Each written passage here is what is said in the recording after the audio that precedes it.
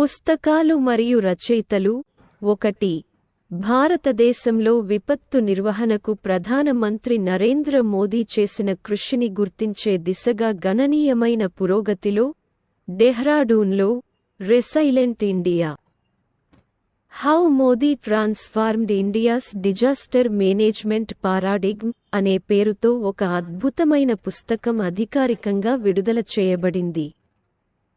విపత్తు నిర్వహణపై 6వ ప్రపంచ కాంగ్రెస్ సందర్భంగా ఈ ఆవిష్కరణ కార్యక్రమం జరిగింది మరియు ఉత్తరాఖండ్ ముఖ్యమంత్రి పుష్కర్ సింగ్ ధామి దీనిని అలంకరించారు.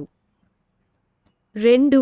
బాలీవుడ్ నటి హుమా ఖురేషీ రచయిత్రిగా కొత్త రంగంలోకి అడుగుపెట్టింది.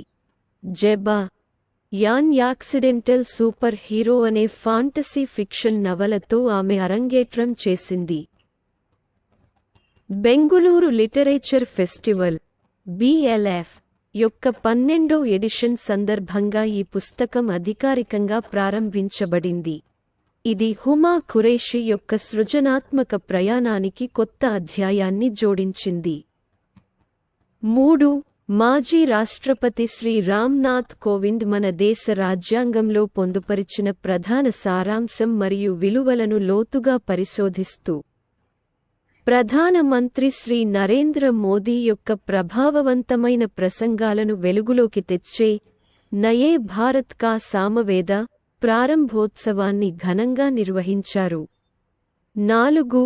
డిసెంబరు 25న పండిట్ మదన్ మోహన్ మాలవ్య సేకరించిన రచనలతో కూడిన 11 సంపుటాల మొదటి సిరీస్ను ప్రధాని నరేంద్ర మోదీ ఆవిష్కరించారు.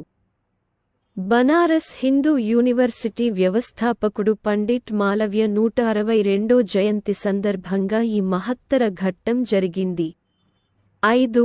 భారత రిజర్వ్ బ్యాంక్ RBI మాజీ గవర్నర్ రఘురాం రాజన్, ఆర్థికవేత్త రోహిత్ లాంబా సహకారంతో breaking the mould reimagining India's economic future అనే పేరుతో ఒక సంచలనాత్మక పుస్తకాన్ని విడుదల చేశారు. రాజన్ సాహిత్య రచనలకు ఈ తాజా జోడింపు భారతదేశ ఆర్థిక పథంలోని సంభావ్యత మరియు సవాళ్లపై గణనీయమైన అన్వేషణను సూచిస్తుంది.